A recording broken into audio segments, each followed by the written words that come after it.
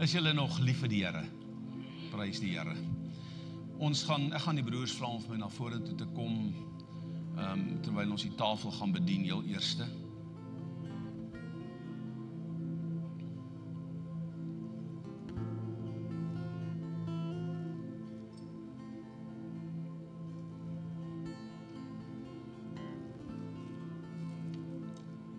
Nou terwyl hulle so voorberei, wil ek sommer nou net vanoggend vir die gemeente sê, almal is nou nie vandag hier nie, maar vir die wat hier is. Ons het gister nasionale verkiesing gehad, waar die twee nasionale ampte verkies word, die moderator en die visiemoderator. En nou ja, dit is na 26 jaar, dis hoe lank ek daar betrokke is. Ek het ingekom as visiemoderator in 1999 en toe in 2004 het ek oorgeneem as moderator vir 'n klomp jare, 2 termyne, en daarna het ek teruggestaan vir 3 jaar om te kyk wat die Here wil doen, en toe die Here vir my sê gaan terug, en ek het teruggegaan, en ek was tot gister toe was ek visiemoderator. So as jy my nou ooit voorstel, baie keer maak mense so, hulle wil jou voorstel op jou hoogste amp, hulle dink dit gaan ander mense beïndruk, dit beïndruk eintlik niemand nie. Maar Pastoor Morney is nou die visiemoderator, so as julle hom wil bel, is julle welkom. Sê vir hom baie geluk. Pastoor Tini is steeds die moderator. Die 65 het ingehaal, en die konstitusionele bepaling vir gemeente is 65, dan moet jy jaar tot jaar aansoek doen, dat die gemeente jou nog lief het. En as hulle nog wil hê, dan kan hulle vir jou sê, bly nog 'n jaar aan, en ons het dit reeds in die begin van die jaar al gedoen, so ek is daarom legal hier.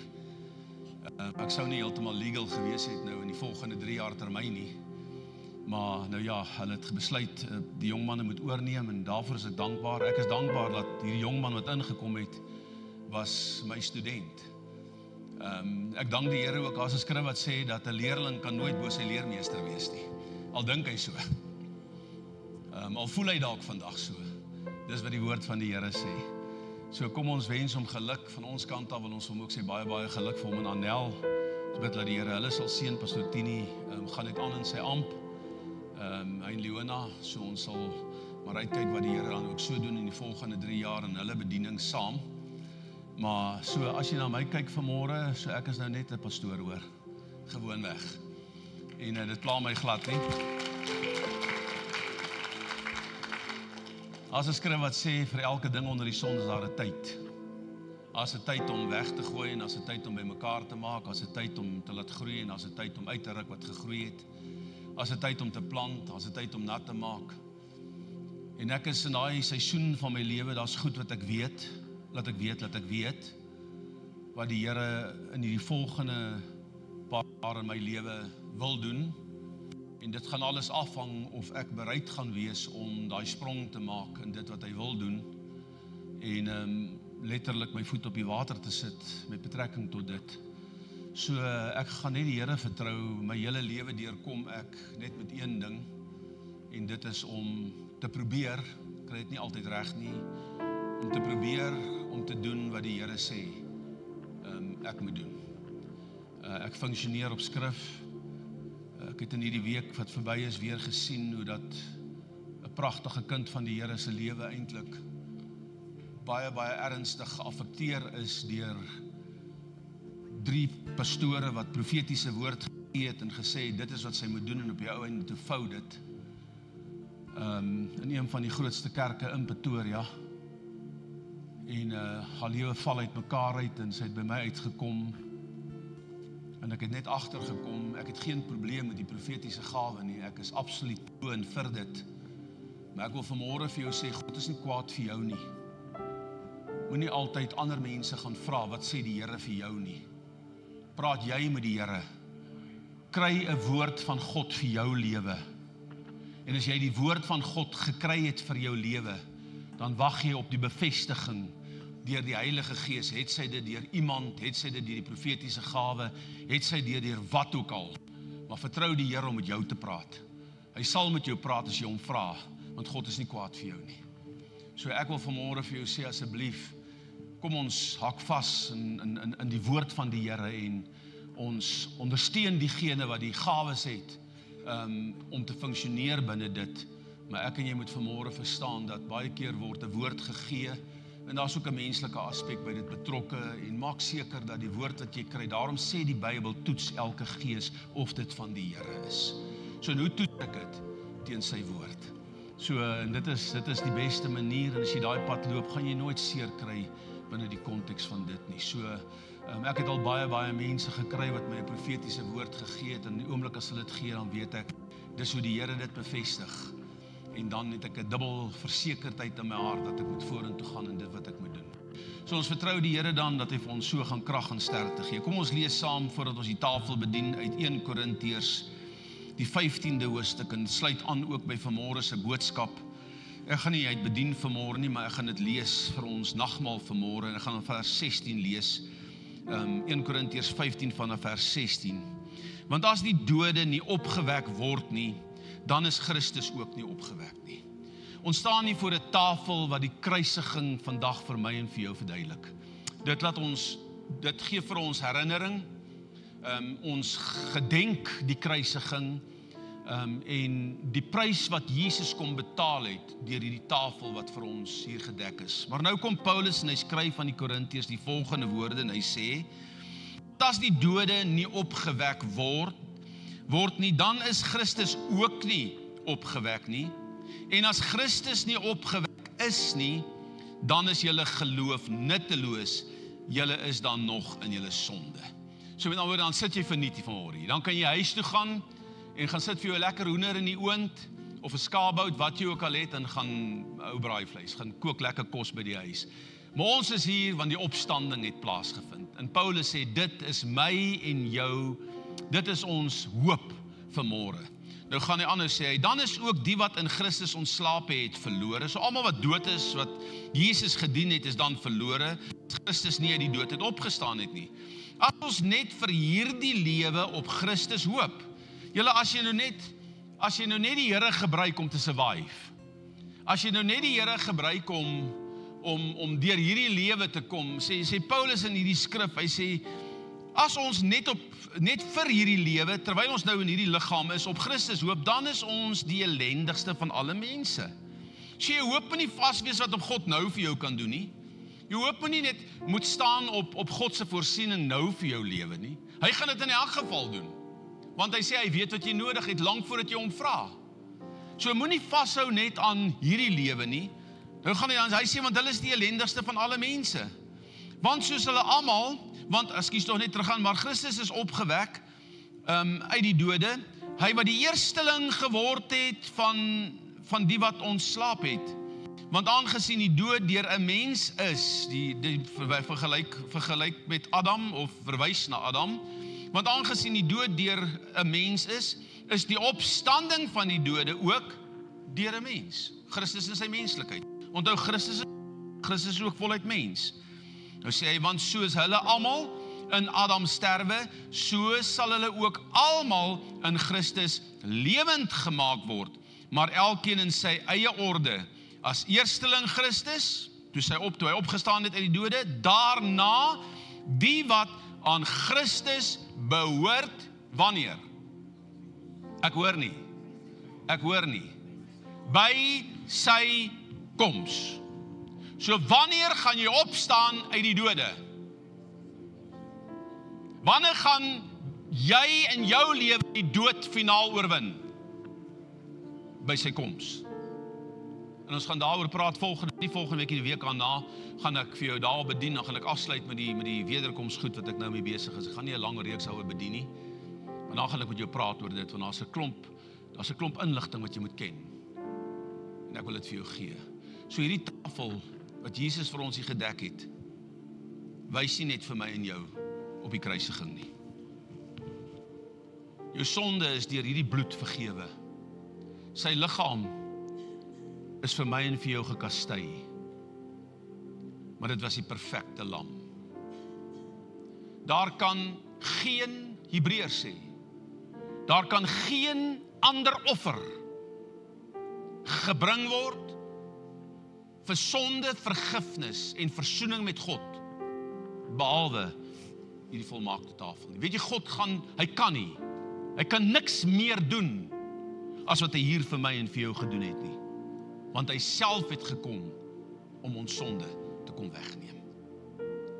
Maar hierdie kruisiging het nie hier gestop nie. Ek het al baie keer gewonder. Honderde duisende vroue dra kruisie om hulle nek.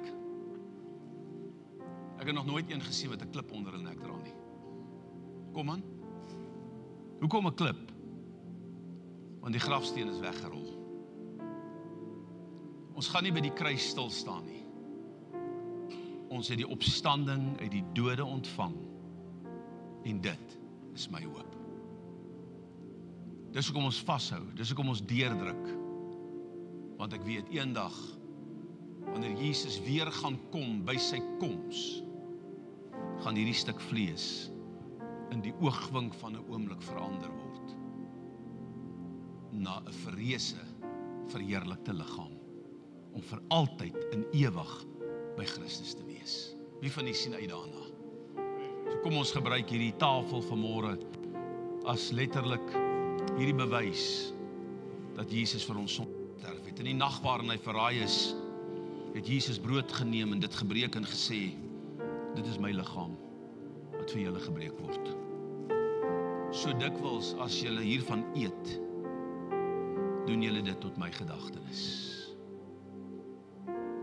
So hier is vanmôre brood. En ek wil vanmôre vir jou sê, kom ons gebruik dit. En daardie gedagte dat sy liggaam het vir ons sonde geword, die oomblik toe die hoëpriester Jesus veroordeel. En sy bloed is vir ons gestort, sodat ek en jy vry kan wees. Daarna, na die eet het hy die beker geneem met die woorde, dit is die bloed van die Nuwe Testament. So dikwels as julle hieruit drink,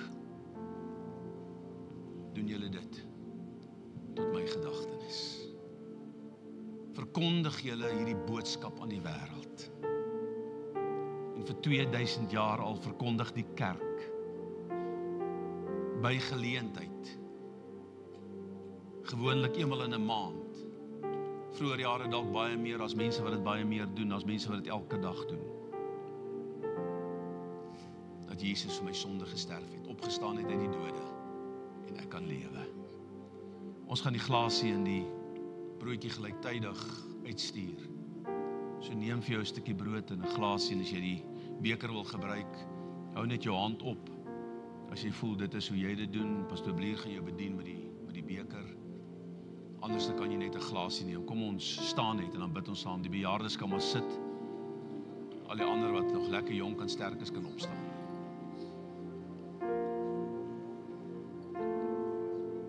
Vader, ons dankie vir die goedheid en die guns.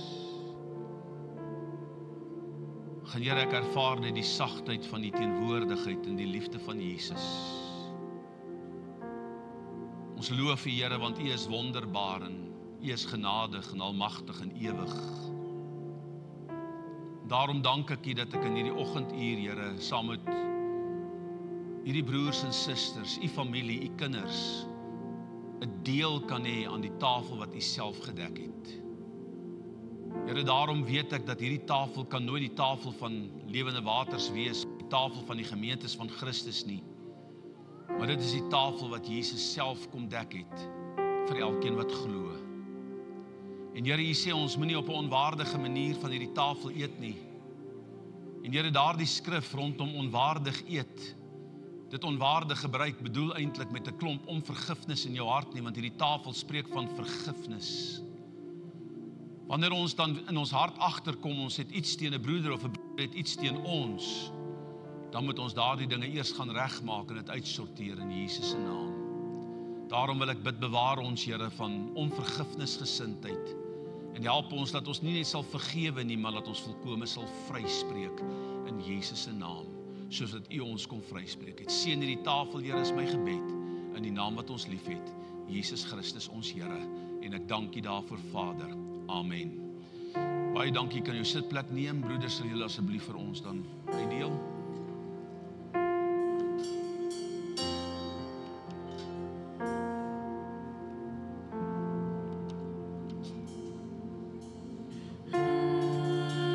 net jou hand ophou as jy die tafel wil gebruik asseblief. Ag, die beker.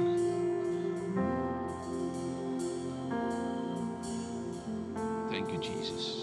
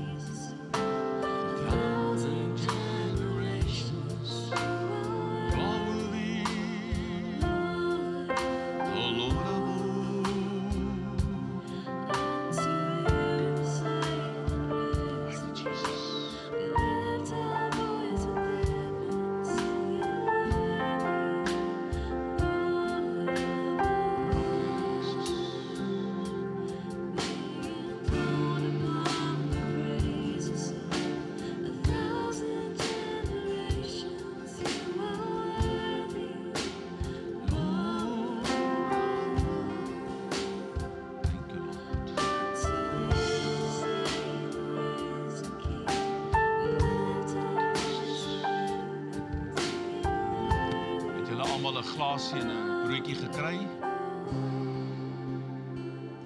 Julle as jy reg, Martin. Baie dankie. Kom ons eet terwyl ons die Here dank dat hy sy lewe vir my en jou gegee het.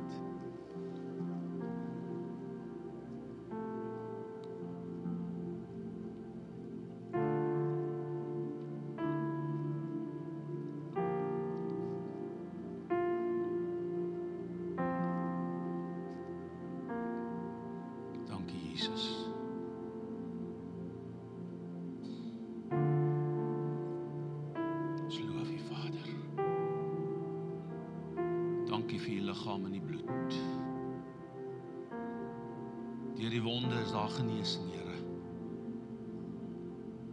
Ek wil bid as daar iemand is vanmôre wat 'n krankheid ervaar, dat hulle ook geloof sal hê in Jesus se naam vir genesing. Want hierdie tafel spreek nie net van vergifnis van sonde nie. Dit spreek van die genesing van ons lewe. Dankie, Jesus. Kom ons drink ook so.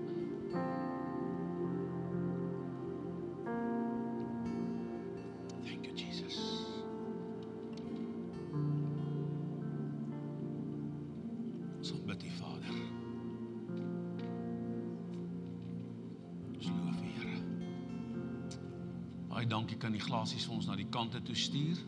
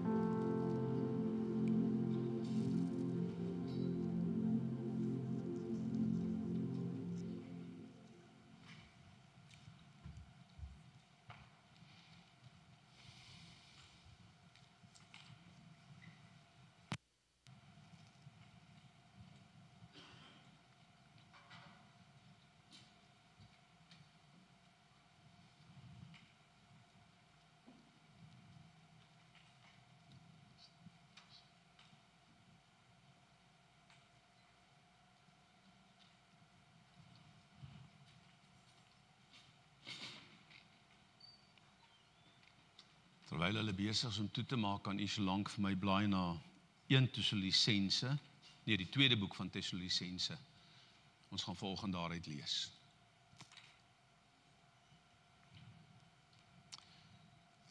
Baie dankie broeders, die Here seën julle.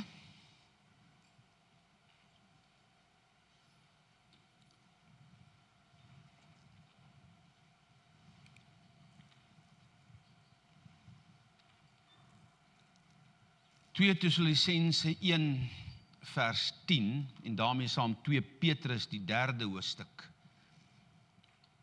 vers 9 en 10. 2 Tessalonisense 1 vers 10 en 2 Petrus 3 vers 9 en 10.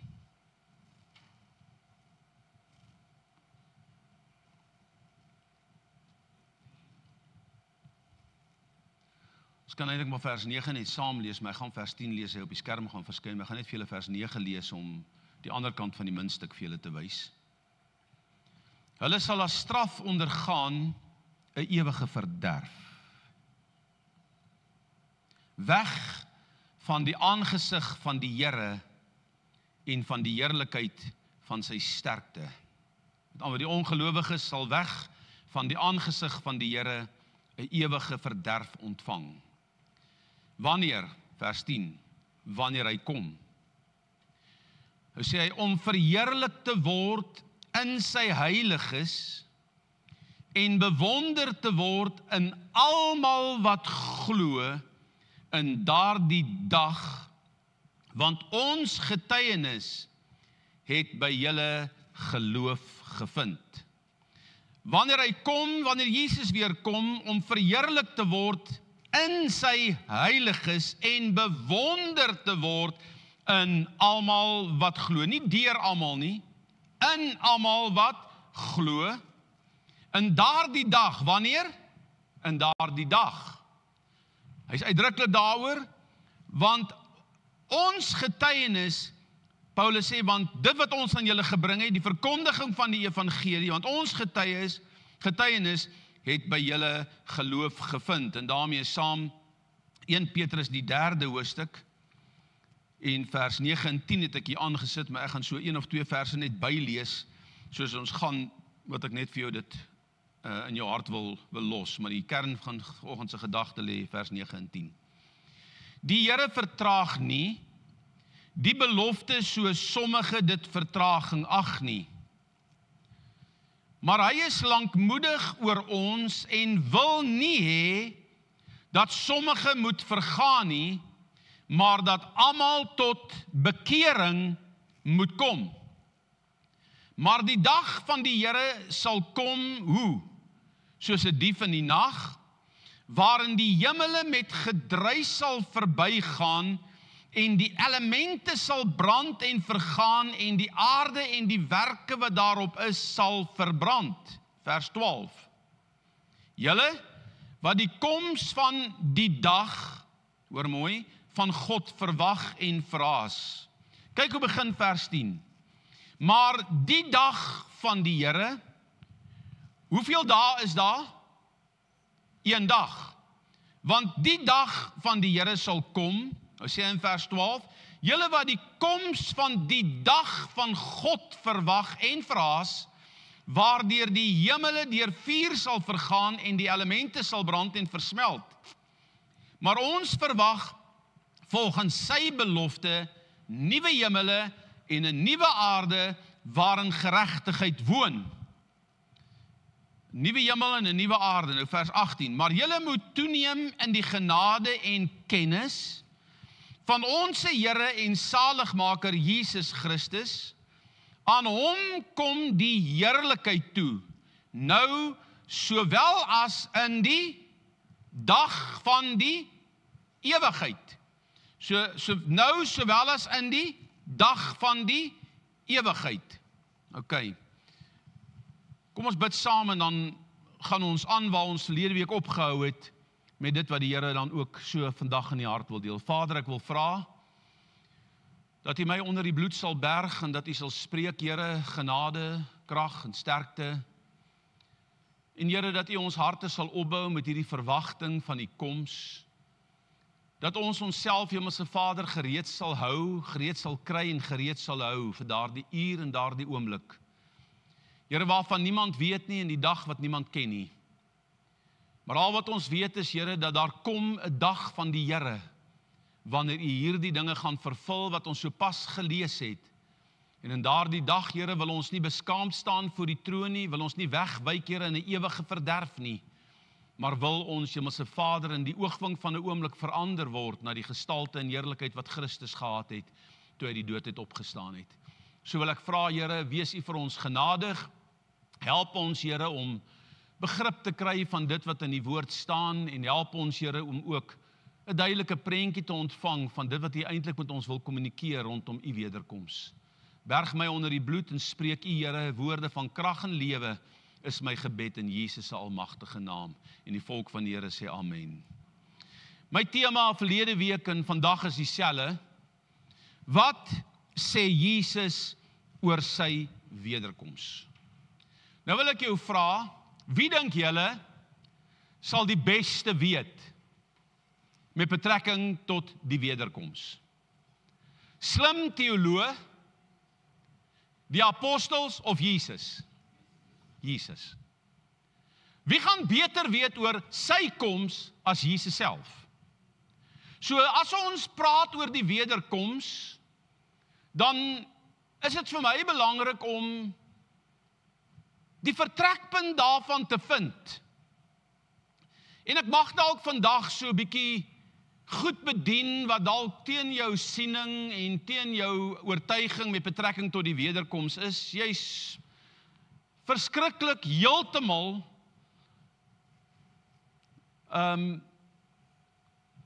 jy kan van my verskil, jy's welkom om enige tyd van my te verskil met betrekking tot hierdie onderwerp. So moenie kwaad word vir die ou wat langs jou sit, as ek dalk vanmôre so 'n bietjie in 'n ander rigting met jou praat nie, want baie keer word ons gekondisioneer met betrekking tot sekere teologiese kwellinge of kwessies wat daar is, vanuit een invalshoek uit. Nou ek persoonlik hou nie baie daarvan nie, want dit is vir my belangrik om ook vir jou te kan sê, hoorie, maar hoe sien ander mense hierdie goed en hoe dink ander mense? Hoe sien ander teoloë dit en ander geleerde mense hierdie goed wat ons elke dag oor praat, en veral in hierdie tyd? So wat sê Jesus oor sy wederkoms? Nou, ons kom deur 'n tyd, en ek wil hê jy moet, in Suid-Afrika was dit nou baie prominent, maar eintlik reg oor die wêreld het ons geweldig baie inspraak gekry deur mense wat die media gebruik om sieninge rondom hierdie onderwerp, die wederkoms onderwerp van Jesus, vir ons uiteen te sit. So, ek weet nie wie van julle het sulke goed gekry nie. Daar het baie boodskappe die lig deur gewerk met betrekking tot bekende mense in Suid-Afrika en wat stellings gemaak het en voorspellings gemaak het en al hierdie dinge wat ek vanmôre nie wil by stil staan nie, want almal van ons het maar 'n siening oor 'n ding. Maar ek wil jy moet vanmôre verstaan, daar's 'n baie sterk fokus op die wederkoms van Christus, en dis met reg. Want ons beweeg in 'n tyd waar baie dinge gebeur, en die tempo waarteen dinge gebeur is baie, baie vinniger as 50 jaar gelede. Het jy al gesien hoe vinnig kan 'n boodskap versprei? Nou, ons het gister verkiesing gehou wat reg oor die land verteenwoordig was. In ander woorde, ons het dit gedoen op elektroniese formaat, met baie wetlike aspekte rondom dit ingesluit. Maar binne 'n paar minute, ek wonder of dit langer was as 5 of 7 minute, toe weet die hele land wat gaan aan in die nasionale kerk. Nou dit kon nie gebeur het in die verlede nie. Dit gebeur nou as gevolg van die elektroniese revolusie waarin ek en jy onsself bevind, en die elektroniese revolusie het ongelooflike momentum gekry tydens die COVID-era. Hulle het ons verbied om by mekaar te kom in kerke as gevolg van COVID en al die dinge. Mense het nie werk toe gegaan nie, mense het nie kerk toe gegaan nie. En dit het ons verplig en glo dit vry as jy dit wil nou vandag glo, dat selfs ek kon dit regkry om dit te doen. Dit het baie moeilik gegaan hoor. Annel het baie keer gevoel sy wil my wegjaag by die kerk, want sy ek moet daai 100 keer bel en sê hoe werk dit? Hoe werk dit? Hoe werk dit? Maar die jong mense weet hoe werk hierdie goed. My kyk na my foon, hy sê, nee pa, jy kort 'n ander foon, jy moet hierdie foon bietjie opjack. Ek het nou geld vir 'n ander foon nie. Hy sê, nee, dan moet ons hierdie foon net bietjie tune. En toe ek weer daar kom, toe dog ek, hoor jy, het hy nou vir my 'n nuwe telefoon gegee. Hierdie telefoon is so glad en hy is so soos 'n splinter nuwe een. Net omdat hulle tegnologie ken. Net omdat hulle elke dag met hierdie goed werk en hulle is baie meer ingestel as ons. So ons beweeg in 'n tyd waar daar so baie dinge vinnig gebeur. En onthou wat is een van die skrifte rondom die eindtyd? Hy sê soos wat 'n barensnood 'n swanger vrou oorval, so sal die skielike koms van Jesus wees. Nou julle, ek weet nie julle nie, miskien sal die mans nie weet nie, maar die vroue gaan definitief weet. Die tyd toe hulle nou kinders gebaar het, so voordat hulle nou in die hospitaal begin ingaan het, toe begin hierdie pyne al hoe meer raak en dit het so een pyn en dan nog 'n pyn en dan so 'n bietjie uitmekaar uit en so langerig uitmekaar uit en dan kom daar 'n tyd kind van die Here wat daai pyne so vinnig op mekaar is dat jy letterlik nou moet ry om daar by daai hospitaal uit te kom want jy is bang jy vang 'n babietjie. Okay? So daai kontraksies neem toe, met ander woorde, dit is in die intervalle tussen hierdie pyne neem toe. En dit is wat Jesus daar sê, hy sê in die laaste dae sal die gebeure rondom my wederkoms so vinnig gebeur, totdat hierdie geboorte kom. So ons moet gereed wees met betrekking tot dit. En vir my om jou toe te rus, moet ek jou 'n bietjie begelei deur 'n klomp kennis en sieninge wat in die wêreld is, sodat ons so 'n besluit kan neem vir myself. En as jy dit wil besluit, besluit dit. As jy dit wil besluit, besluit dit. Al wat ek vir jou sê is, jy moet net nie besluit dat Jesus gaan nie kom nie. Want hy gaan kom. En hy gaan kom om jou te haal. As jy gereed is. En as jy nie gereed is nie, gaan jy bly. Kom aan. So dit is wat jy in jou hart moet koester. Dit gaan oor die indringendheid van hierdie boodskap van die wederkoms, is nie teologie nie. Dis die indringendheid om gereed te wees om saam met Jesus te gaan. So ek wil met jou praat vanmôre oor die begin wat ek verlede week begin het, naamlik die indringende voorspellings wat daar gemaak is met betrekking tot Jesus se wederkoms en in besonder in hierdie tyd die wegraping van die kerk voor die verdrukking. So, ons het baie dinge gehoor rondom dit, ons het baie skrif van goed gesien en goed geluister. En ek wil jy moet vanmôre verstaan dat dit wat ek jou gaan bedien is uit my persoonlike perspektief uit. So dit is hoekom ek wil jy moet verstaan, jy mag ook 'n persoonlike perspektief hê. En jy mag van my verskil. En as jy van my verskil, kom praat met my. Want dan kan ek met jou daaroor praat. Okay. So moenie nou hier weghardloop en sê, hoor ek gaan nou die kerk bedank, want die pastoor verskil van my siening oor die wederkoms. Jy weet in elk geval nie seker nie. 'n Paar van ons ouens in hierdie land het gedink ons weet verseker. Toe werk dit nie heeltemal so nie. Okay? So dit maak my en jou nie beter nie. En ons gaan daaroor praat. So ons het verlede week gesien dat daar letterlik 3 hoofstroomsieninge is. En mense, jy kan maar gaan kyk op die internet, as jy net sê, gee my die 3 hoofstroomsieninge oor die wederkoms, gaan ek vir jou hierdie 3 goed gee. Jy kan dit gaan kyk in enige teologiese boek.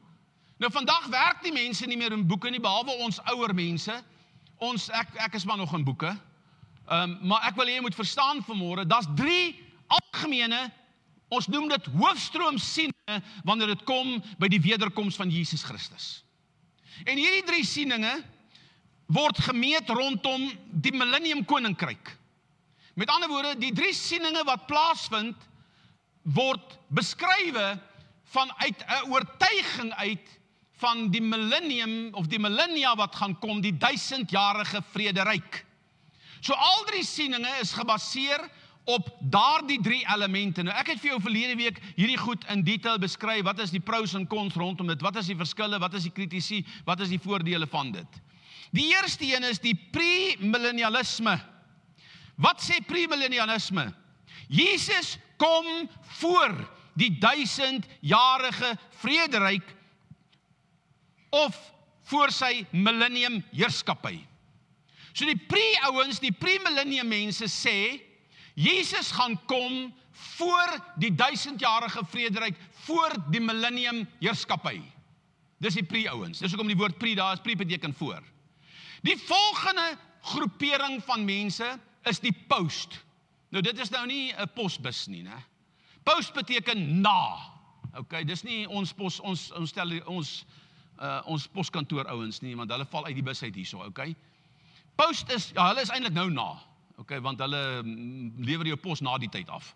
Okay, so hoor mooi. Pre voor die millennium, post millennium is Jesus gaan kom na die 1000-jarige vrederyk. So jy moet mooi gaan kyk, waar plaas die mense Jesus se wederkoms? Die wederkoms by die pre is voor die 1000 jaar. Die wederkoms in die postmillennialisme is na die 1000 jaar. En dan is daar nog 'n ander een, hulle noem dit amillennialisme. Nou amillennialisme, wat is dit? A beteken teen. Ons sien nie die 1000 jaar soos die pre en die post nie. Hulle sien die 1000 jaar as 'n fiktiewe tyd, met ander woorde as simbolies van die kerkera, en dit maak nie saak hoe lank daai tyd is nie, dit is net 'n simboliese tyd wat gegee is van 'n verloop van jare om goed in plek te kry. So dit is wat hulle sê, en dan gaan Jesus se wederkoms aan die einde van alles kom. So met almal glo in die wederkoms, maar hulle invalshoeke verskil. Gaan die wederkoms wees voor Jesus se 1000 jaar vrederyk? Gaan sy wederkoms wees na die 1000 jaar vrederyk? Of gaan sy wederkoms wees as die tyd vervul is en daar nie 'n letterlike 1000 jaar is nie, maar dan kom die Here Jesus op die dag wat hy bepaal het. So het julle daai 3 goed. So dit is die 3 vlakke waarna teoloë die hele wederkoms scenario bekyk. Dit is hoe hulle daarna kyk. Nou ek wil jy moet baie mooi gaan verstaan. Binne hierdie 3 groeperinge is daar nou weer 'n klomp ander sieninge. Met ander woorde, al die pre-ouens is pre voor die millennium, maar by hulle is daar ook nou ander sieninge binne die wederkoms voor die millennia. En daar is letterlik 3 groeperinge by die pre-millennium ouens. So almal wat glo Jesus gaan kom voor die 1000 jaar, daar's nou weer 3 hoofstrome daar, en die een sê pre-tribulation, voor die groot verdrukking. So met ander woorde, Jesus gaan kom voor die groot verdrukking, en hy gaan sy kerk by die wegraping wegvat. Okay, julle het al gehoor van dit, né? So met ander woorde, voor die 7 jaar se verduideliking, voor die 7 jaar se heerskappy van die anti-kris en die valse profeet, gaan Jesus kom, en hy kom haal sy kerk, en hy vat hulle saam. Dis 'n baie algemene siening in die tyd waarin ons leef. Dan is daar die ouens binne die premillennialisme wat glo Jesus gaan in die middel van die 7 jaar kom. So met ander woorde, daar gaan 3,5 jaar verloop, en dan gaan die anti-kris, die verbond wat hy met Israel gesluit het, gaan hy letterlik verwaarloos. Hy gaan dit opsê, en dan gaan daar 'n erge vervolging kom, en dit is dan wanneer Jesus gaan kom om sy kerk te gaan kom haal. En dan kry jy die ouens wat post is, met betrekking post-tribulation, dit is die ouens wat glo dat Jesus gaan kom voor die millennium, maar aan die einde van die 7 jaar verdrukking. So kan julle sien hoeveel uiteenlopende sien. So hoe kan 'n ou nou vir jouself bepaal, hoor jy maar, ek is reg en daai ou is verkeerd? Hoor jy wat ek sê? Want almal gebruik die Bybel. Almal gebruik eintlik baie van dieselfde skrifte. Dit is die bril wat ek verlede week vir jou gesê het, waardeur jy kyk en hierdie goed interpreteer. So dit is belangrik dat jy vanmôre so 'n bietjie kennis gaan kry rondom God se wederkoms, dat jy net vir jouself bietjie duidelikheid kan kry oor hierdie onderwerp. Goed, so voor pre-wegraping, middelwegraping en dan na verdrukking, verheerliking. In al 3 hierdie gevalle word verstaan, en nou moet julle mooi hoor, ek praat van al 3 hierdie laaste, die voorverdrukking ouens, die middelverdrukking ouens en die naverdrukking ouens. In al 3 hierdie gevalle word verstaan dat die gelowiges by Jesus se verskyning verheerlik sal word en saam met Christus in die wolke weggevoer word. So al 3 daai ouens glo aan Jy gaan verander word in een oomblik en jy gaan saam met Jesus in die lig weggevoer word. So daar's nie 'n stryd rondom daai nie. Die vraag is, wanneer gaan dit gebeur? Voor die verdrukking, in die middel van die verdrukking of na die verdrukking? So dit is die pre-ouens. As julle by my moet hierdie goed, julle moet hierdie goed ken mense, julle moet so 'n bietjie meer inligting hê as wat jy net het. En ek wil vir jou sê, as jy die Bybel lees, lees tog net die Bybel bietjie letterlik. As die Here sê, Biljam, die Here praat deur die mond van 'n donkie met Biljam. Wat het gebeur? Is dit nou beeldspraak of het God die donkie gebruik? Hoe praat die donkie? Hy het nie 'n lekker tong om dit te doen nie. Ek meen, hy bek gaan, jy moet al gesien hoe lekker donkie, hoe kan hy sy bek trek? Maar hy praat met Biljam. God praat deur die donkie met Biljam. En die beste van alles is nou, Biljam antwoord die donkie terug. OK? Ek het nogal verbaas gewees het as die donkie voor my staan en hy praat met my. Ek sou nogal agtergekom, ek dink ek sou agtergekom met iewers is iets fout. As die Here sê, 'n groot vis het Jona ingesluk. Wat het gebeur? Hoekom? Hoe weet jy dit? Want God is nie 'n mens dat hy sou lieg nie. Daar's mense wat sê al hierdie goed is beeldspraak. Hy sê 'n maagd sal swanger word. Wie het swanger geraak? 'n Maagd. Is dit letterlik of figuurlik? Dis letterlik. So as jy gaan kyk na baie van hierdie skrifte, lees hierdie goed wat daar staan in volgorde. En dis wat ek vir jou wil gee vandag en volgende week of die week daarna, wil ek hierdie goed met jou bedien. Gaan kyk letterlik wat sê die Here vir my en jou. Wat sê Jesus oor sy wederkoms? Want vir my is dit die maklikste lyn om te volg as om 'n klomp woordgimnastiek te doen en een skrif by die ding te las en daai ding by daai ding te las en daai ding by daai ding te las om éventueel 'n prentjie te kry wat so moeilik is dat die meeste mense die goed nie kan onthou nie. So, gaan kyk wat sê Jesus, en dit is hoekom dit vir my belangrik is dat ons sy wil gaan volg rondom hierdie ding, of sy hele uiteensetting van dit. Dit bring my by 'n vraag.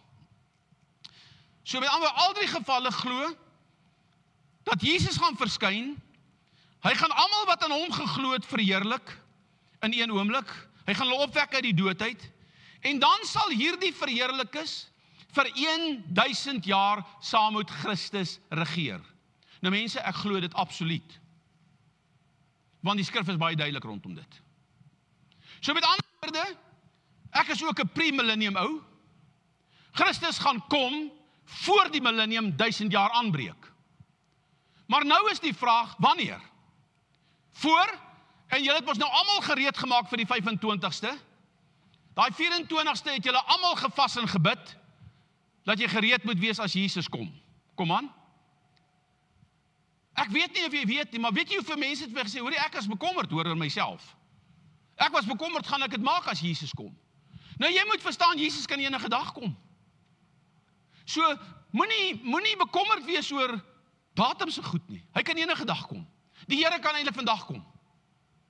So ek en jy moet altyd gereed wees om Jesus te ontmoet. Dit is nie 'n kitsoplossing nie. Julle, ek het 'n ding in my lewe gesien. Ek het vir baie mense in my lewe gebid op hulle laaste dae van hierdie wêreld. Baie mense. En ek het baie min gesien dat mense wat nie die Here gedien het voor daardie tyd nie, daar letterlik die Here aanneem. Baie min. Ek het een ou gekry wat kanker in sy keel gehad en sy vrou het die Here gedien.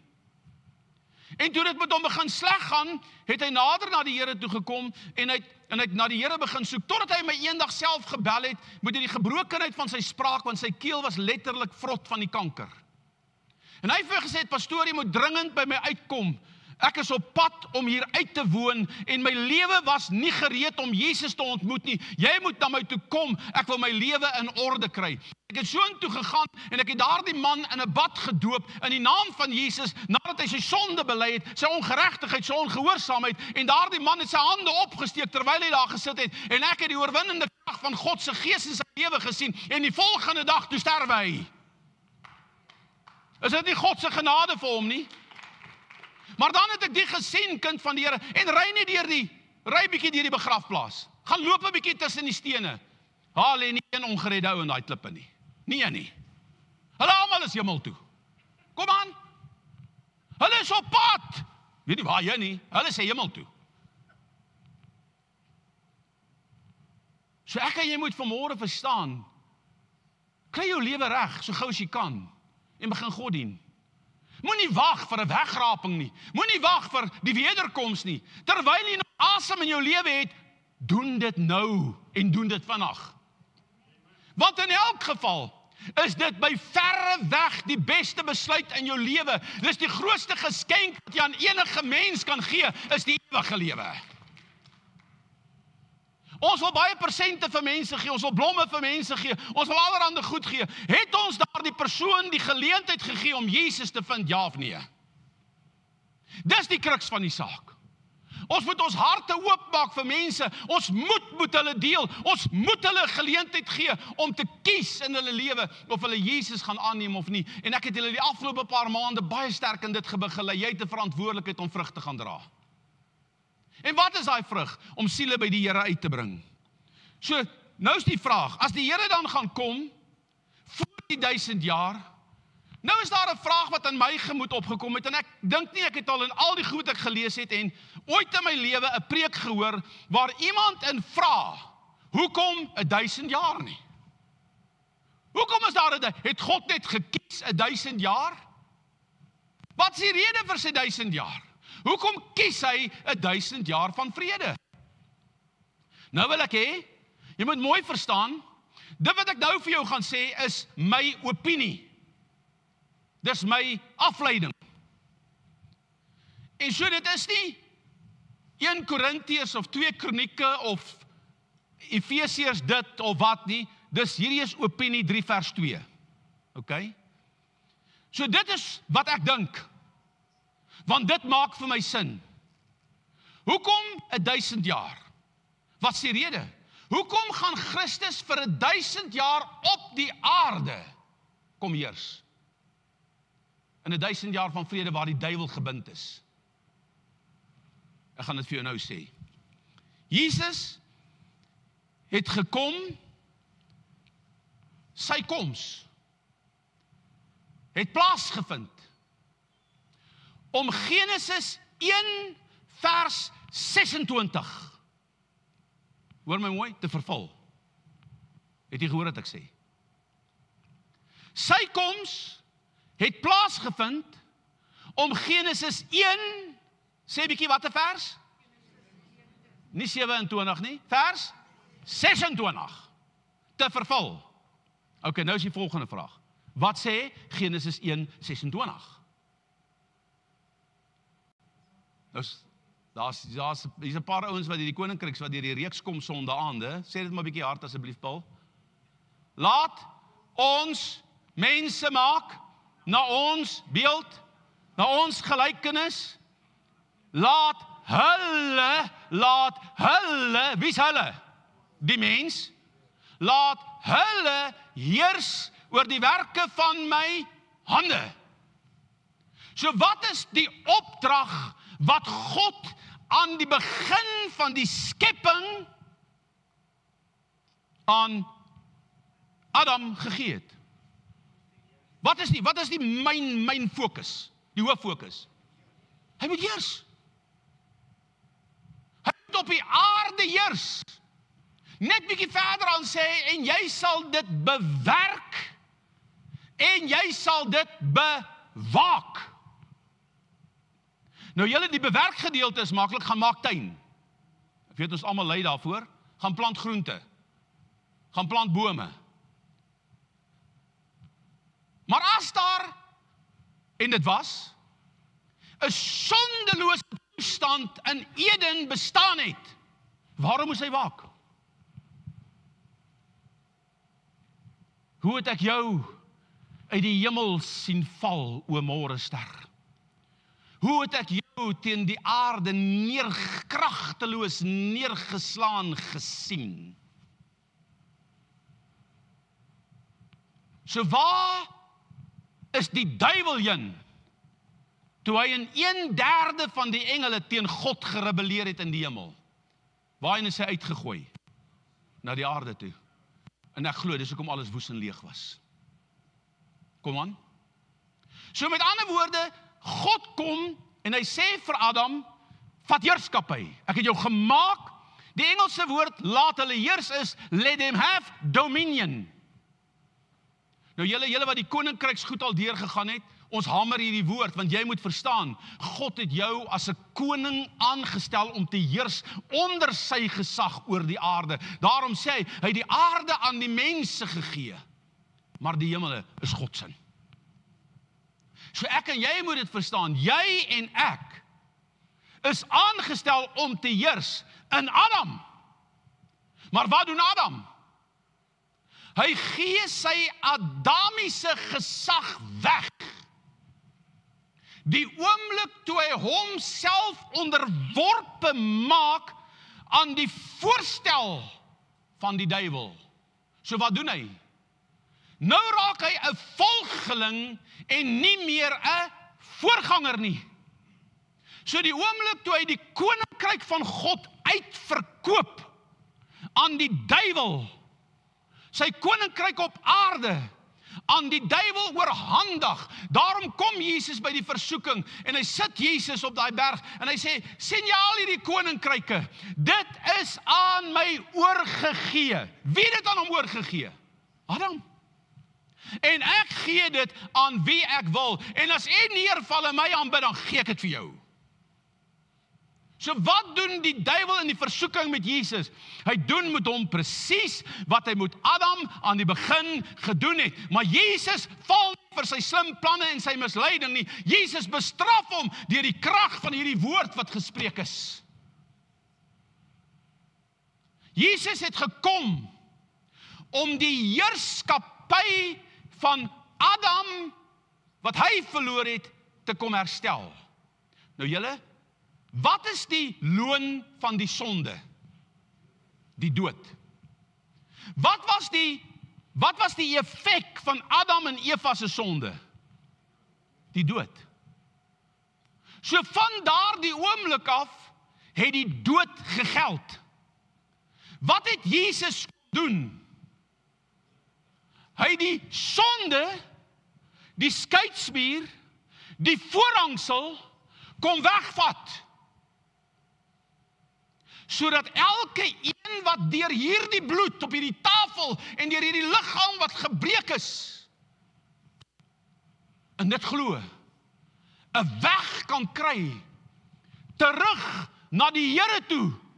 Daarom sê hy, niemand kom na die Vader behalwe deur my nie. Jy kan nie na God toe kom deur Mohammed. Jy kan nie na God toe kom deur Hare Krishna of Boeddha of wie ook al nie. Daar is geen ander weg van saligheid behalwe die Here Jesus Christus nie. Nie 'n voorvader gees nie, niks nie. Ek en jy moet verstaan vanmôre. Jesus is die enigste pad. Hy het die voorhangsel geskeur. Hy het ons sonde op hom geneem. Hy het die volmaakte bloedoffer kom bring. Want hoe het God Adam en Eva se vervalle toestand herstel? Deur aan hulle klere te gee om hulle naaktheid te bedek. En hoe het hy die klere in die hande gekry? Hy het 'n dier geslag. Hy het bloed vergiet. Soos julle by my. So ons moet vanmôre verstaan, kind van die Here, waarom die 1000 jaar? Jesus het gekom om Genesis 1 vers 26 in sy volheid te herstel. Daar is presies 1056 jaar tussen Adam se geboorte en Noag se geboorte. So met ander woorde, daar het 'n hele millennium verloop tussen Adam se geboorte en Noag se geboorte. 'n Hele millennium. Want onthou, die sondeval het plaasgevind, ons weet nie hoe lank na Adam geskep is nie, nee. Maar 1056 jaar. Die vloed het eers in 1656 na Adam gekom, omdat God Noag geroep het om die ark te herbou, of om die ark te bou. Maar daar is omtrent 1 millennium tydperk, 1000 jaar tydperk, tussen Adam en Noag se roeping om die regverdiges weg te neem en die ander te verdoem. Hoe oud was Adam toe hy dood is? Julle, as ek op 65 voel soos ek nou voel, weet ek nie hoe het hy gevoel op 930 nie. Kom aan. Ek neem aan as 'n ou die spoed loop wat ek nou loop en as jy 930 loop, dan vat dit jou seker om hierdie auditorium van daar tot hier te loop so 'n maand. OK? Julle moet onthou, die genetiese samestelling van die mens was perfek. En die sonde het in die vlees kom woon. So God het hierdie mense se lewenstyd was daar nie 'n beperking op. Hy het dit eers in Moses gegee 120 jaar. En daarna het hy dit afgewentel na 75 jaar toe in die tyd van Dawid of wie ook al, in die tyd van eintlik toe hy uitgelei is uit die woestyn uit Egipte uit. 120 jaar. Nou Tannie Wel het altyd gesê, hoor ek wil 120 jaar oud word. Nou sy is nou 92 of 93, so sy is vinnig op pad. OK. So hoor mooi kind van die Here. Ek en jy moet hierdie beginsel verstaan dat God die hele, kom ek gaan dit vir jou so stel. Die Ou Testament is 4000 jaar tot op Christus. Van Christus tot nou, hoeveel jaar? 2000 jaar. Hoeveel jaar bly oor as ons die 7 dae skepping in jare omsit? Een dag is soos 1000 jaar en 1000 jaar soos een dag. Die laaste dag, die 7de dag van rus. So met ander woorde, daar is 1000 jaar wat die wêreld verloor het, wat die mens verloor het, as gevolg van Adam en Eva se ongehoorsaamheid. Daarom sal jy sien, die oomblik toe hulle sonde doen, het die duiwel binne die eerste 5 hoofstukke van die eerste 6 hoofstukke van Genesis, die totale mens so korrup, dat God uitroep en sê,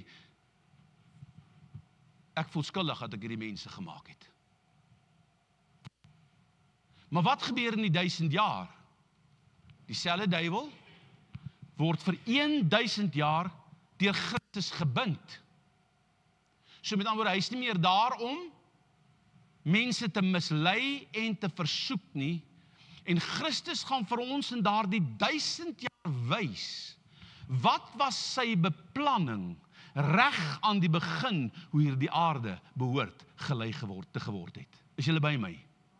OK, so, onthou, dis my siening. Maar ek kan nie 'n ander oplossing daarvoor vind nie.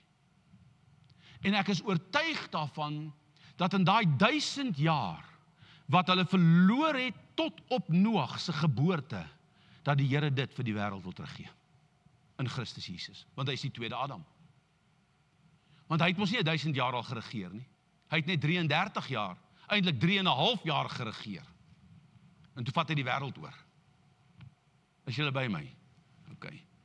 Nou kom die vraag.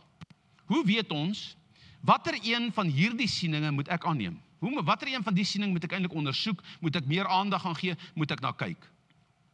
Nou wil ek heel eers vir jou sê, onthou, die wederkoms noem ons eskatologie. Die wederkoms is eskatologies. Dis die terminologie wat hulle gebruik in die lering van die wederkoms. Wat beteken eskatologies? Wat beteken eskatologie? Dis 'n profesie van die toekoms. Nou kan jy gaan kyk.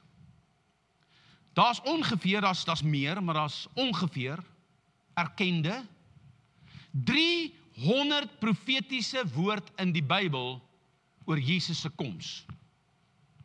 So daar's 300 profetiese skrifte wat verwys na die koms van Jesus.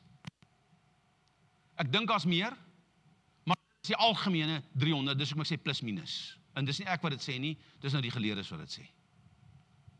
Van hierdie 300 skrifte wat getuig oor Jesus se wederkoms, of Jesus se koms, is daar 150 skrifte wat verwys na Jesus se wederkoms. So met ander woorde, as ek die wederkoms onder die knie wil kry, as ek die wederkoms wil bestudeer, moet ek eintlik al hierdie skrifte voor my hê en dit lees en gaan kyk wat sê die woord oor dit sodat ek 'n duidelike perspektief kan kry. Nou wat ons gewoonlik doen is, ons volg maar pastore en dominees en allerhande leraars en ouens wat hulle inskerp in hierdie goed en dan luister ons na hulle sê 'n klomp goed en dan kies ons maar die een wat vir ons na die beste lyk en ons volg sonder om eintlik self te gaan kyk na hierdie goed. Okay.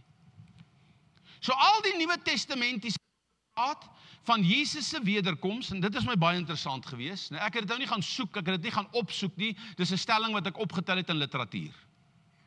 Hulle sê al die Nuwe Testamentiese boeke praat van Jesus se wederkoms behalwe een. En daai een is 3 Johannes. So al die ander boeke in die Nuwe Testament praat iets oor Jesus se wederkoms. Iewerster in daai boek, behalwe 3 Johannes. Maar nou moet jy dan weet, daar's die boek van Johannes, daar's 1 Johannes en 2 Johannes. So Johannes praat in die boek van Johannes en hy praat in die eerste sendbrief van Johannes en hy praat letterlik ook in die tweede sendbrief van Johannes en dan uit die aard van die saak, die grootste gedeelte wat Johannes praat is in die boek van Openbaring. Okay.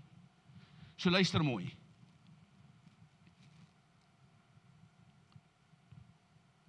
Om die vraag te antwoord oor watter siening die mees akkuraatste, kom ons sê nie die akkuraatste nie, kom ons sê die mees akkuraatste vir ons lyk, is volgens my opinie, om te begin by Jesus sy uiteensetting van sy wederkoms en die gebeure wat daarmee gepaard sal gaan. Julle, daar's 'n absolute kronologie binne Matteus 24, Markus 13 en Lukas 17. Jy kry in hierdie 3 evangelies dieselfde woorde, en ek het dit al gaan trek en ek het dit eintlik geprint, die parallel tussen hierdie skrifte. Wat jy sien, dit is wat Matteus sê, dit is wat Markus skryf en dit is wat Lukas skryf. Dit stem omtrent almal ooreen, oor Jesus se woorde. Nou kom ons gaan kyk, en ek wil Matteus vat somme.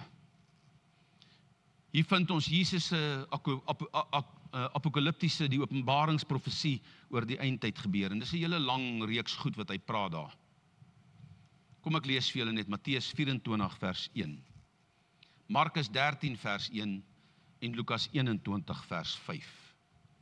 En Jesus het uitgegaan en van die tempel vertrek.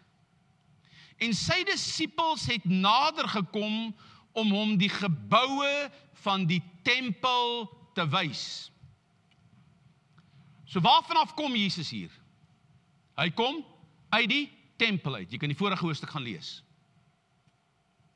Nou kom hierdie skrif en hy sê, en Jesus het uitgegaan en van die tempel, hy was by die tempel, hy was in die tempel vertrek, en sy disippels het nader gekom. Wie kom nader? Sy disippels. Om hom die geboue van die tempel te wys. Hoor wat sê Markus 13 vers 1. En toe hy uit die tempel uitgaan, dus ook weet hy was in die tempel, dis die parallelle gedeelte in Markus. En toe Jesus uit die tempel uitgaan, sê een van sy disippels vir hom, meester, kyk watter klippe en watter geboue. So kan jy sien, dis identies wat Matteus sê, die bewoording is net so 'n bietjie verander. Okay, soos dieselfde ding. Hoor wat sê Lukas. En Lukas is interessant, want Lukas is 'n mediese dokter gewees, en Lukas was nie 'n apostel nie, hy het alles gaan navors in Jesus se lewe, en dit in kronologie gaan plaas in die boek van Lukas en die boek van Handelinge. En toe sommige, vers 5, Lukas 21 vers 5, dis nie 17, ekskuus, is hoofstuk 21, ek het nou nog gesê 17. En toe sommige oor die tempel praat, dat dit met mooi klippe en gewyde geskenke versierd was, sê Jesus. So Matteus, Markus en Lukas beskryf Jesus se profesie met baie min verskille in die uiteensetting daarvan. So hierdie ouens was die hele dag teenwoordig by Jesus. en hulle gee dieselfde verslag deur in hulle 3 verskillende boeke. Daar's nie afwykings nie. Matteus 24 vers 2 gaan hy nou aan, en Jesus sê vir hulle, sien julle al hierdie dinge? Watter dinge? Ek hoor nie? Die tempel en die geboue. Maar breek dit bietjie verder af. Wat wys hulle om in al 3 sien jy dieselfde woord voorkom? Kyk hierdie klippe, hierdie stene. So, hulle was beïndruk met die grootheid van die struktuur van die tempel en hoe hierdie tempel gebou was en die grootheid van daai bakstene. Nie baksteentjies wat ek en jy het, dit ons sommer so gryp nie. Okay, gaan kyk maar 'n bietjie op die YouTube, so groot is daai goed. Dis uitgekapte klip wat die een presies op die ander een gaan lê.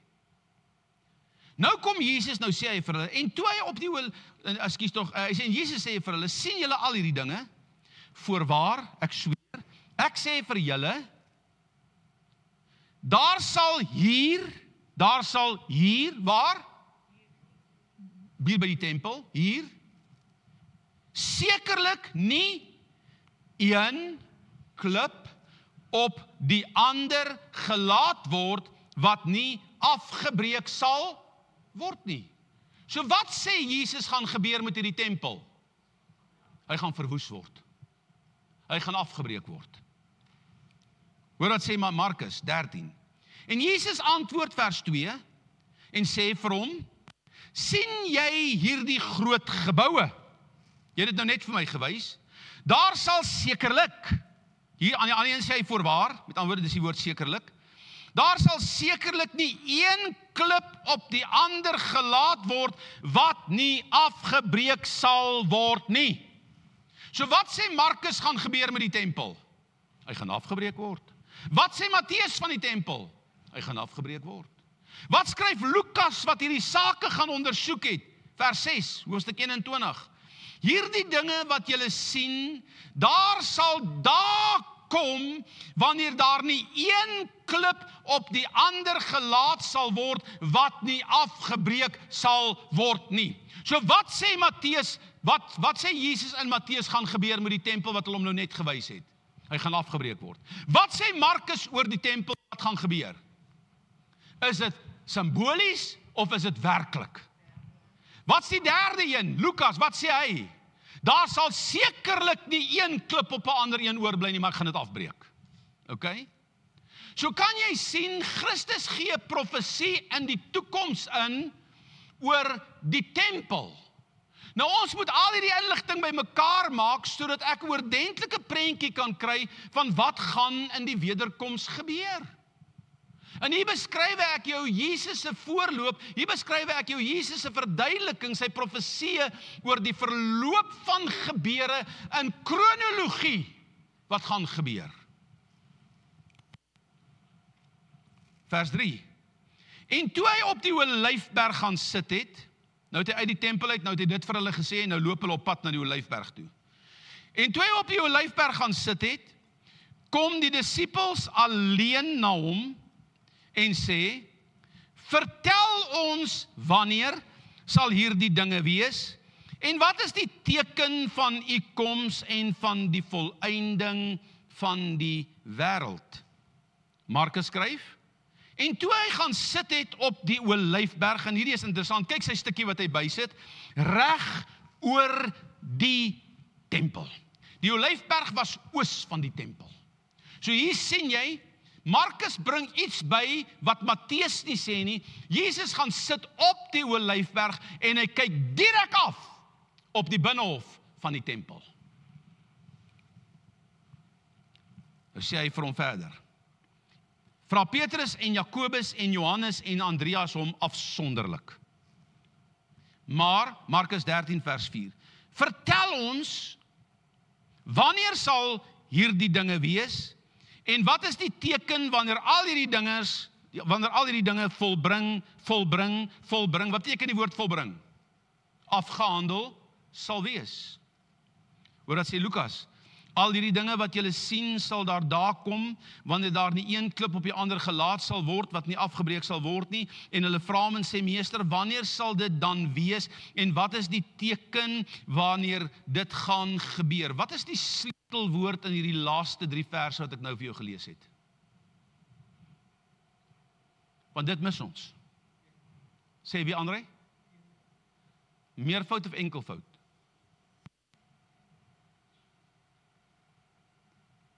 Hy praat heeltemal reg, maar nou is hy bang om my te antwoord. Hy is bang ek gaan van sy geld aftrek wat hy pauses gaan spandeer hier by die kerk. Kom ek lees dit weer vir jou. En toe hy op die olyfberg gaan sit, kom hulle na hom en vra van wanneer sal hierdie dinge gebeur? En wat is die teken? Wat is die teken? Markus, wat is die teken? Lukas, wat is die teken? Enkelvoud of meervoud? Enkelvoud of meervoud? Enkelvoud. As een van hulle gesê tekens, en die ander het gesê teken, kon daar 'n dispuut gewees het. Maar God se woord maak nie foute nie. So in al 3 gevalle skryf hulle, wat is die teken? Julle, en dis 'n belangrike beginsel om te onthou. Want nou moet jy gaan kyk, wat is hierdie teken? Dis wat ons wil weet, dis wat hulle wil weet. Wat is die teken?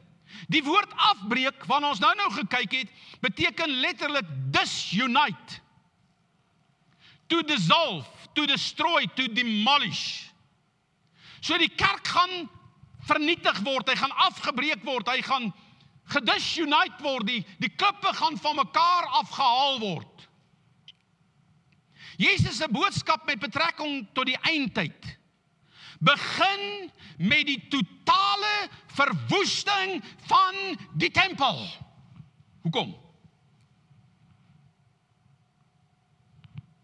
Want hy gaan die volmaakte offer bring en daar sal nie weer nodig wees om 'n lam of 'n bees of wat ook al te slag vir bloed, vergieting, vir sondes wat nie die sonde van die mens kan wegneem nie. Die tempel moes verwoes word.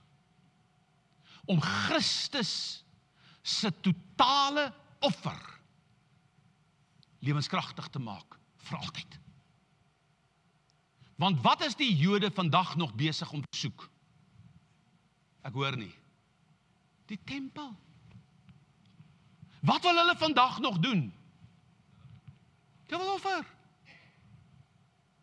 Nou julle, hoeveel jaar het al verloop van daai tyd af tot nou toe? 2000 jaar kon hulle dit nie doen nie. So kan jy sien, Jesus begin die boodskap van die wederkoms met die vernietiging van die ou offertempel wat hy ingestel het en besluit het, dis verby.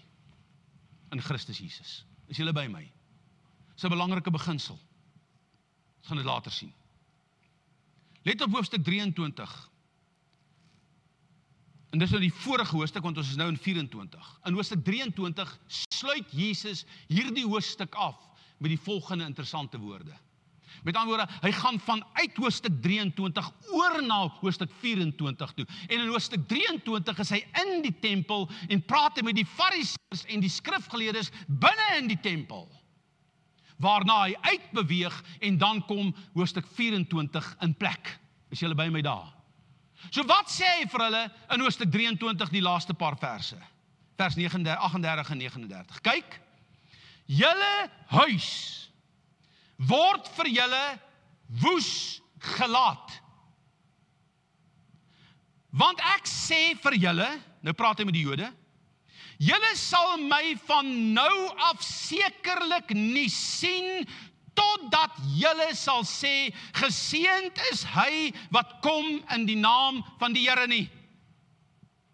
Dis 'n profetiese woord in die boek van Psalms. Waar het jy nog hierdie woorde gehoor? Geseënd is die koning wat kom in die naam van die Here. Waar het jy dit nog gelees? By die intog van Jesus in Jerusalem, voordat hy gekruisig is op die vel van 'n esel. Toe die skare palmtakke afgebreek en hulle klere uitgetrek, hulle boklere uitgetrek en dit op die grond gegooi sodat die esel op dit kon loop. Daai verwysing is nie daarna nie. Want daai gebeurtenis is klaar afgehandel voordat ons by hierdie profetiese woord kom. So waarna wys dit? Daar gaan 'n dag kom in Israel se lewe, en daar's baie profeseë wat dit sê, waar hulle uiteindelik gaan uitroep en sê, geseënd is hy wat kom in die naam van die Here, want hulle het hom verwerp. Is julle by my? Ons sien 'n paar hoofstukke waar Jesus se profesie met betrekking tot sy wederkoms, dat die skare hierdie selfde woorde uitroep op daarby wat ek nou vir julle gesê het op die esel toe hulle gesê het geseënd is hy. Dit is dus duidelik dat hierdie verwysing na sy koningskap iewers in die verre toekoms sal realiseer. Israel se huis, die tempel, sal woes gelaat word en Israel sal hulle koning nie meer sien tot die dag van sy wederkoms nie. Belangrike beginsel. Waarna soek hulle? Die Messias. Waarvoor hoop hulle? Die Messias. Die verskyning van die Messias soos dit in hulle koppe is, om op die troon van Dawid te gaan sit. Maar Jesus sê, hulle sal my nie meer sien nie, maar die huis sal woes gelaat word. Nou kom hy uit die tempel uit, na aanleiding van die woord dat julle huis sal woes gelaat word. Nou sê die disippels hom, Here, jy sê nou hierdie tempel gaan woes gelaat, maar kyk hierdie stene, kyk hoe pragtig is dit gebou, kan jy sien, nou begin dit sin maak. Nou praat hulle met hom oor die struktuur van die tempel. Hoekom? Want hy het so pas vir hulle gesê, hierdie tempel gaan woes word. Is julle by my? Nou sê hy vir hulle, hoorie, dit gaan afgebreek word. Hier gaan nie geen een steen op 'n ander oorbly nie. Nou kom geskiedenis in. In 70 na Christus het keiser Titus die tempel verwoes en afgebrand. En het alle bloedoffers daar gestop, omdat Jesus se offer as die lam van God finaal en volkome was vir die vergifnis van alle mense se sonde. Wat baie mense nie weet nie, is die feit, en dit het ek self nie geweet nie. Ons weet almal Titus het die tempel verbrand. Maar het julle geweet, daar het 'n keiser opgestaan in die Romeinse ryk, sy naam was Julian die afvallige. Het julle al van hom gehoor? Ek ook nie. Ek het hom nou in my navorsing het ek hom opgetel. En hierdie keiser het Christendom aangehang. Sy bynaam is Julian die afvallige. Hoekom die afvallige? Want toe raak hy afvallig van die Christelike geloof en keer terug na die afgodeaanbidding toe. En die oomblik toe hy terugkeer na die afgodeaanbidding toe neem hy 'n besluit om hierdie tempel wat in 70 na Christus verwoes was, om hierdie tempel ten volle te restoreer. En die geskiedenis sê, hy het die klippe wat oorgebly het van Titus se dae af, alles verwyder in 'n poging om hierdie tempel te herbou, sodat die Joodse geloof kon terugkeer en hy hulle guns kon wen, sodat hulle agter hom kon staan. Maar dit was alles te vergeefs. 362 na Christus is 'n begin aangewend deur hierdie Julian, om die tempel van Christus, die tempel van God in Jerusalem te herbou. Hy het selfs alle stene en klippe verwyder. Vers 3 sê, toe Jesus op die Olyfberg gaan sit het, kom sy disippels alleen na hom en sê vir hom, vertel ons wanneer sal hierdie dinge wees en wat is die teken van u koms en van die volëinding van die wêreld. As jy daai skrif lees, bly net by my asseblief. Ek weet dit is tegnies, maar jy moet dit weet. Hoeveel vrae is daar? Daar's 3 vrae. Die eerste een is, hoor mooi, wanneer sal die tempel verwoes word? Die tweede een is, Wat is die teken van u koms? Die derde een is, wat is die teken van die einde van die wêreld? Wanneer sal die einde van die wêreld aanbreek? So, wanneer gaan die tempel verwoes word? Wat is die teken van u koms? En hoe gaan die einde van die wêreld aanbreek? Dis die 3 vrae wat hulle hom vra. In Matteus 24 vers 1. Nou wat moet Jesus nou doen? Hy moet al 3 vrae antwoord. Hy moet sê, wanneer die tempel? Dan moet hy sê, wat is die teken? En dan moet hy sê, hoe die verloop van die einde van die wêreld gaan plaasvind. So nou, in die lig van daai 3 vrae, vat Matteus 24 en dan lees jy dit deur. Want hy moet daai 3 vrae, moet hy antwoord. So kan jy sien, daar's niks ingewikkelds aan nie. Dit is wat wie wil dit weet? Sy disippels. Met wie praat hy hier? Met sy disippels. So as hy sê julle, na wie verwys hy? Sy disippels, sy kerk. Die teken is gelyk aan parousia, wat beteken is 'n tegniese term vir die koms van die koning. Die einde beteken aion, wat beteken the end of age. Watter age? Die kerkera. Wanneer sal dit eindig? Nou hoor wat sê die Complete Bible Commentary, so hy skryf in Matteus 24, oor Matteus 24 die volgende woorde.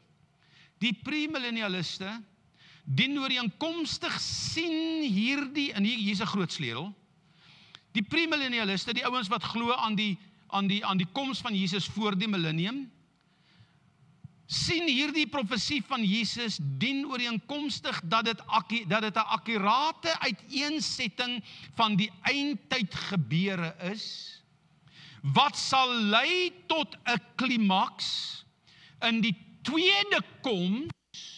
Hoor mooi, dis nie ek wat dit sê nie, dis hierdie commentary wat dit sê.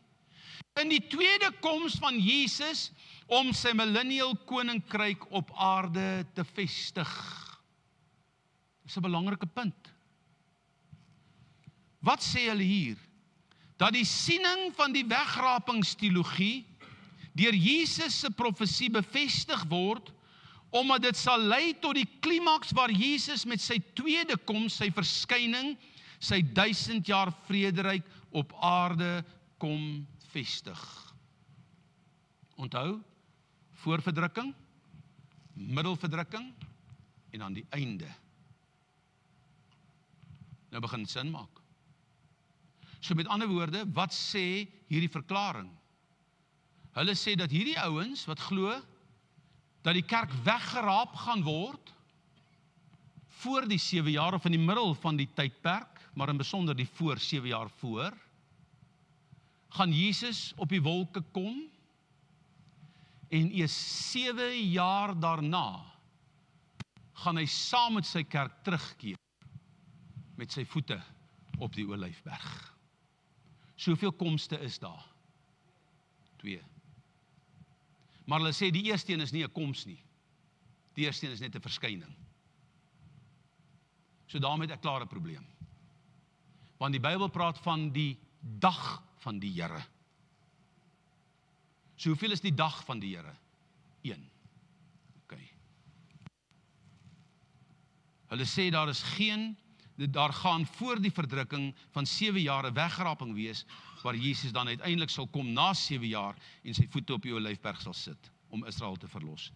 Hierdie kommentaar, wat saamgestel is deur 'n klomp neutrale teoloë, en wat vir my kwaai is van hierdie ouens, hulle kies nie 'n kant nie, hulle sê vir jou, dit is wat daar staan, dit is wat hierdie klomp teoloë sê, dit is die Grieks van dit, en dit is die Hebreëus van hierdie goed. Okay. Hy sê, the key to interpreting this section rests in one's view of the gospel of the kingdom as described in verse 13 and 14. So wat sê hulle? Om hierdie skrifte interpreteer, hang af van jou siening van God se koninkryk in vers 13 en 14. Wat sê vers 13 en 14? Maar wie volhard tot die einde toe, hy sal gered word. Is hierdie skrif hier agter op die bord? En hierdie evangelie, hierdie goeie nuus van die koninkryk, sal verkondig word in die hele wêreld tot 'n getuienis vir wie? Vir al die nasies, en dan sal die einde kom. Wanneer gaan die einde kom? Wanneer hierdie Jesus se evangelie aan die hele wêreld gebring is, gaan die einde kom. Nou kyk mooi. Nou hoor wat skryf hulle nou weer. Hulle sê, since Matthew has already shown in his selection of parables that the present form of the kingdom of heaven is the church. Die heerskappy van God in jou. Die koninkryk in my en jou. It seems more proper to view the events in these verses as relating to the entire church age and culminating especially at the end of it. Hoekom sê hulle dit? Want in die voorwegraping is die teologie, Jesus gaan kom, hy gaan die kerk wegvat, en dan is die fokus van die verdrukking op Israel. Ok, dis wat hulle sê. Ons is amper klaar. Ek wil vir jou iets wys. Hulle sê dis dat Matteus 24 verwys nie na 'n Israel-era nie, maar na die kerk-era, omdat God se koninkryk reeds nou in sy kerk teenwoordig is. Nou gaan ek vir julle 'n skrif lees, wat vir my mind-blowing was. Wie die heel laaste boek in die Bybel geskryf? Johannes. Was Johannes teenwoordig in die hele diskussie rondom die eindtyd? Yes. Want die disippels kom na hom toe. Hoor wat skryf Johannes in Johannes 1 vers 9, reg aan die begin van Openbaring. Ek, Johannes, daar's geen onduidelikheid wie dit is nie. Julle broeder. Wie is julle broeder? Johannes, ek Johannes, julle broeder. So wie se broeder? Die kerk se broeder. Ek Johannes, julle, die kerk, Christus se kinders, die gelowiges se broeder. En, so wat is hy? Broeder. En wat is die volgende woord? Deelgenoot, waarin? In die verdrukking. En in die koninkryk van lydsaamheid van Jesus Christus, terwille van, hoekom is ek in die verdrukking? In die koninkryk van lydsaamheid, terwille van die woord van God en die getuienis van Jesus Christus. So hoekom was die vroeë kerk vervolg? Terwille van God se woord en terwille van hulle getuienis van Jesus Christus se koningskap. Kom aan. Nou skryf hy in die boek van Openbaring wat baie van hierdie mense intrek by die eindtyd, wat absoluut korrek is. Maar Johannes sê, ek is 'n deelgenoot in die verdrukking. So gaan hy verdrukking deur of gaan hy nie verdrukking deur nie? Om die waarheid te sê, hy sit op die eiland van Patmos waar hy verban was as gevolg van sy geloof. Johannes sê in Openbaring dat hy 'n deelgenoot is van die verdrukking en die koninkryk van Jesus. Hy sluit homself in by die verdrukking waaroor hy skryf in hierdie boek, wat in intensiteit sal toeneem soos die kerkera voortgaan om die wêreld met die evangelie te bereik. Is daai verdrukking 'n ligte verdrukking? Of was dit 'n swaar verdrukking? Hulle was swaar verdruk. Hulle het met hulle lewe geboet. Hy het met sy lewe geboet. Die wegrapingsteologie plaas die wegraping in vers 9. Voor vers 9. Dan sal hulle jul aan verdrukking oorgee en julle doodmaak en julle sal deur al die nasies gehaat word ter wille van my naam. Hoekom het hulle Charlie Kirk doodgeskiet? Ter wille van sy naam. Het hy vervolging deurgegaan? Ja. As dit so is, het ek 'n probleem met vers 13 en 14. So as die kerk weggeruk word in vers 9, wie gaan die evangelie van Christus Jesus verkondig in vers 14 en 13? Nou sê hulle die Jode. Nou wil ek jou sê,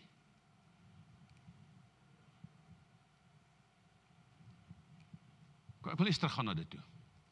Wat is die groot opdrag van die kerk? Gaan heen, maak disippels van alle nasies. OK? Wat is die kruks? Gaan, maak disippels, verkondig hierdie woord aan die hele wêreld. Wat sê vers 14? Hy sê hierso, en hierdie evangelie, die goeie nuus van Jesus as verlosser, die boodskap van sy koninkryk, sal verkondig word in die hele wêreld tot 'n getuienis vir al die nasies, en dan sal die einde kom. Wie se verantwoordelikheid is dit? Israel se of die kerk se? Die kerk se. In elk geval is al die skrifte dit eens, dat Israel as 'n nasie is in die middel van die 3,5 jaar by Jesus gaan uitkom. Want die eerste 3,5 jaar gaan hulle toestemming kry om die tempel te herbou. Daar gaan vrede wees. En na 3,5 jaar gaan die anti-kris opstaan. En dan gaan hy sy verbond met hulle verbreek. Dis wat Daniël sê. En Jesus. En dan gaan daar 'n erge vervolging oor hulle kom, maar ook in die res van die wêreld. So, hulle kan nie die wêreld in 3,5 jaar onder verdrukking bereik as daai opdrag hulle sê, hulle kan nie. So ek en jy moet vanmôre verstaan, en dis hoe ek dit sien. Hierdie kerk, Christus se kerk, sal bewaar word wanneer die moeilike tye gaan kom. Net soos dat hy sy kerk gegroei en vooruitgevat het, en die poorte van die doderyk Petrus sal, poorte van Hades sal die koninkryk van God nooit kan oorweldig nie. Daar gaan mense wees wat hulle lewe verloor, soos aan die begin, wat deur erge vervolging gaan, want hy sê dit gaan baie kwaai wees. Dis hoekom daar mense is wat glo in die middel, gaan die wegraping wees. Ek wil vir jou sê, ek sien nêrens hier. En gaan volgende week gaan ek net stil staan by Matteus 24. Dan lees ons net daai goed deur. Dan kyk ons, wat sê die gebeure? Want onthou, wat vra die disippels? Wanneer sal die tempel verwoes word? Wat is die teken? Die derde een is die einde van die wêreld. Wat gaan gebeur? As ons daai 3 dinge vat, dan kyk ons wat sê Jesus daaroor. Net straightforward uit die Bybel uit. En as ek dit met jou gedoen het, kan jy self besluit. Gaan jy wegvlieg in die begin? Of gaan jy maar wag net vir die wederkoms? En ek wil afsluit met dit. Daar's 'n skrif wat sê, daar sal 2 by die meelmasjien staan, by die meele staan. Wat gaan met hulle gebeur? Die een sal aangeneem word en die ander een verwerp word. Daar sal 2 op 'n bed slaap. Die een sal aangeneem word en die ander verwerp word. Nou julle al die flieks wat gemaak is rondom die wegraping, gebruik daai verse. Jy gaan nog so lê en agterkom jou vrou is weg of jou man is weg. Jy gaan hier in die kerk sit, dan gaan jy sien skielik woeps weg is 'n klomp van die ouens. Maar hy's 'n paar wat agterbly. Dis wat dit lyk of daai skrif is. Daai skrif sê, indirek, as jy die vertaling gaan ontleed, moenie kanse vat nie. Omdat jy nie weet wanneer die dag en die uur is nie, moet jy altyd gereed wees, want daar gaan die wees wat in die oogwink van 'n oomblik saam met Christus sal gaan. En daar gaan die wees wat gaan agterbly. En in al die gevalle waar ons gaan kyk in die Bybel, van Noag en ander gevalle, is dit so, dat daai verwysing daar, verwys na die wat agterbly, en nie die wat weggeruk word nie. So, gaan Christus ons verheerlik? Ja. Wanneer gaan hy ons verheerlik? Ek is nie oortuig dat dit in die begin voor die 7 jaar is nie. Dis my opinie. So moenie jouself so skool. Ag Here, ek het nie nodig of dit dat nie. Ek wil vanmôre vir jou sê, kom in gereedheid om Jesus te ontmoet. Want hy kan vandag kom. Hy kan môre kom. Hy kan oor 3 jaar kom. Hy kan oor 7 jaar kom. Ons weet nie. Jy en ek moet gereed wees. Volgende week gaan kyk ons net na Jesus se uiteensetting van hierdie gebeure. En dan kan jy maar besluit. Want hy wys vir ons hierdie dinge presies. Kom ons bid saam. Vader, baie dankie dat ons 'n opdrag het om die wêreld te bereik. En Here, ons het vanmôre tegnies gepraat. Here, uit beskrywings rondom hierdie belangrike dinge oor die wederkoms. En so dikwels word ons gebombardeer. Here, net met een kant van hierdie muntstuk. Maar ons het gesien, Here, dat as ons al die skrifte neersit op die tafel, dan is daar eintlik vrae aan al die kante. En die rede daarvoor is dat ons nie volkome in hierdie kennis is en presies weet hoe goed sal werk en gaan gebeur nie, omdat dit in die toekoms insien. En Here, daar het nou al 'n klomp dinge vervul geraak, wat nie 10 jaar terug daar was nie. En so sal elke dag ons leer, maar ons moet elke oomblik van die dag gereed wees om met God te ontmoet. Want Here, dit is so dat wanneer ek in hierdie lewe uitwoon, dan het die koms van Jesus vir my lewe in effek plaasgevind. Want dan kan ek niks meer doen om gered te word nie, want ek het my tyd van keuses gehad.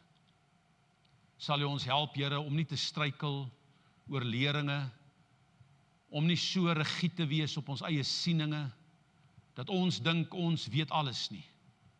Want Paulus skrywe, ons ken net ten dele, maar eendag sal ons die volmaakte ken. Vat ons by die hand en lei ons in U heerlikheid, Here.